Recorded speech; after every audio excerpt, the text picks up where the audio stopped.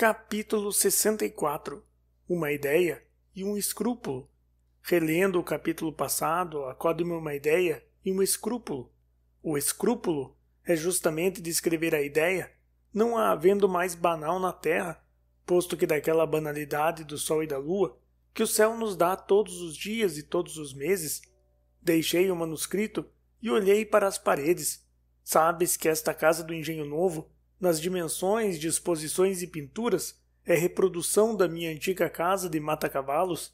Outro sim, como te disse no capítulo 2, o meu fim em imitar a outra foi ligar as duas pontas da vida, o que aliás não alcancei, pois o mesmo sucedeu àquele sonho do seminário, por mais que tentasse dormir e dormisse, donde concluo que um dos ofícios do homem é fechar e apertar muitos olhos e ver se continua pela noite velha o sonho truncado na noite moça. Tal é a ideia banal e nova que eu não quisera pôr aqui, e só provisoriamente a escrevo. Antes de concluir este capítulo, fui à janela indagar da noite por que razão os sonhos hão de ser assim, tão tênues, que se esgarçam ao menor abrir de olhos ou voltar de corpo e não continuam mais. A noite não me respondeu logo. Estava deliciosamente bela, os morros palejavam de luar e o espaço morria de silêncio. Como eu insistisse, declarou-me que os sonhos já não pertencem à sua jurisdição. Quando eles moravam na ilha que Luciano lhes deu, onde ela tinha o seu palácio, e donde os fazia sair com as suas caras de vária feição, dar-me-ia explicações possíveis. Mas os tempos mudaram tudo, os sonhos antigos foram aposentados, e os modernos moram no cérebro da pessoa. Estes, ainda que quisessem imitar os outros, não poderiam fazê-lo.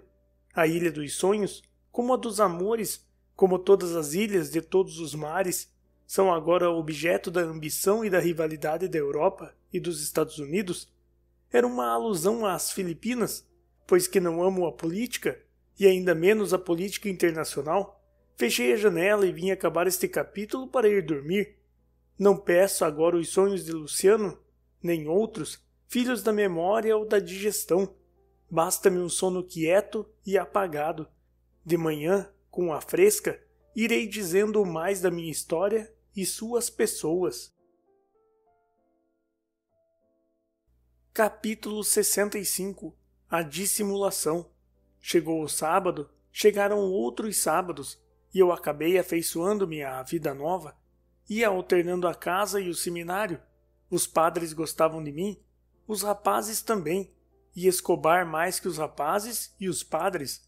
No fim de 5 semanas, estive quase a contar a este as minhas penas e esperanças. Capitu refreou-me. Escobar é muito meu amigo, Capitu. Mas não é meu amigo. Pode vir a ser. Ele já me disse que há de vir para cá para conhecer mamãe. Não importa. Você não tem direito de contar um segredo que não é só seu, mas também é meu, e eu não lhe dou licença de dizer nada a pessoa nenhuma. Era justo, calei-me e obedeci. Outra coisa em que obedeci às suas reflexões foi logo no primeiro sábado, quando eu fui à casa dela, e após alguns minutos de conversa, me aconselhou a ir embora. Hoje não fique aqui mais tempo. Vá para casa que eu lá vou logo. É natural que Dona Glória queira estar com você muito tempo, ou todo se puder.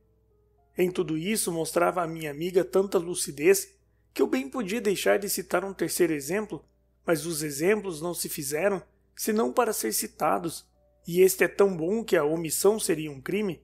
Foi a minha terceira ou quarta vinda à casa.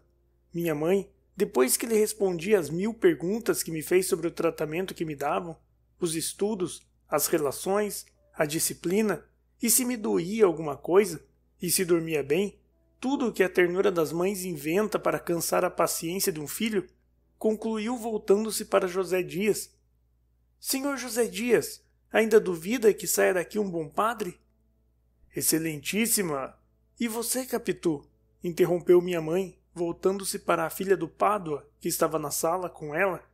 Você não acha que o nosso Bentinho dará um bom padre? Acho que sim, senhora, respondeu Capitu cheia de convicção. Não gostei da convicção. Assim lhe disse na manhã seguinte, no quintal dela, recordando as palavras da véspera, e lançando-lhe em rosto pela primeira vez a alegria que ela mostrara desde a minha entrada no seminário, quando eu vivia curtido de saudades, Capitu fez-se muito séria e perguntou-me como é que queria que se portasse, uma vez que suspeitavam de nós.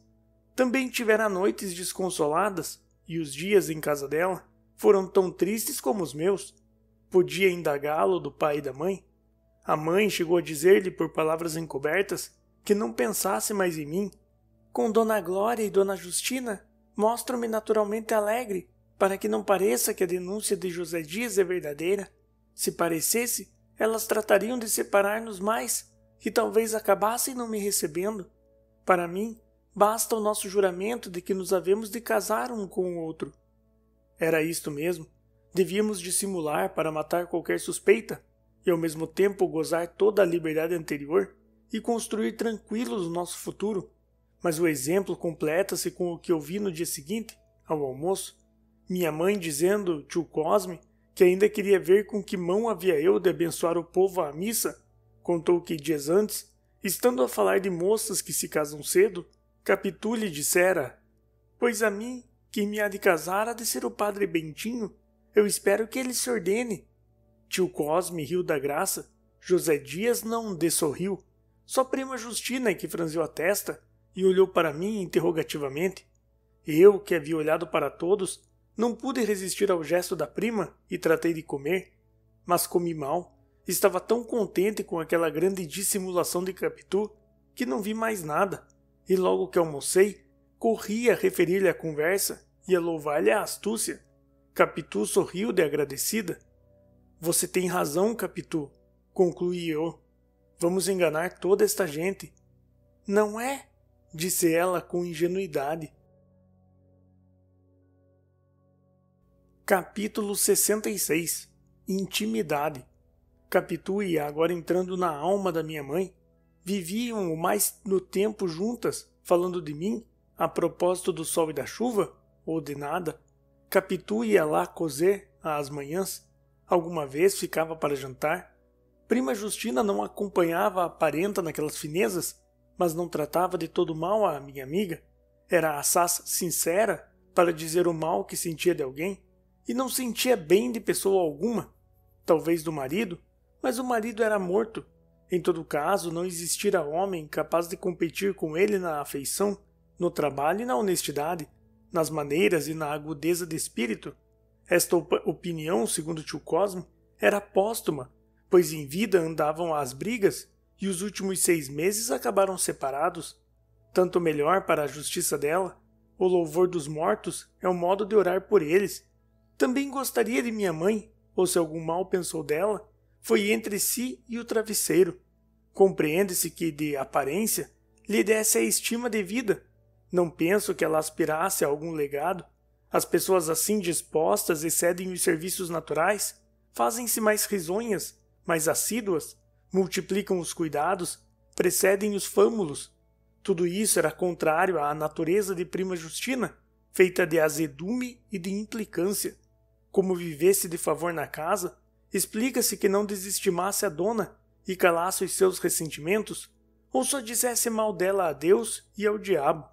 Caso tivesse ressentimentos de minha mãe, não era uma razão mais para detestar Capitu, nem ela precisava de razões suplementares. Contudo, a intimidade de Capitu fê-la mais aborrecível à minha parenta. Se a princípio não a tratava mal, com o tempo trocou de maneiras e acabou fugindo-lhe. Capitu, atenta, desde que a não via, indagava dela e ia procurá-la. Prima Justina tolerava esses cuidados. A vida é cheia de obrigações que a gente cumpre, por mais vontade que tenha de as infringir deslavadamente.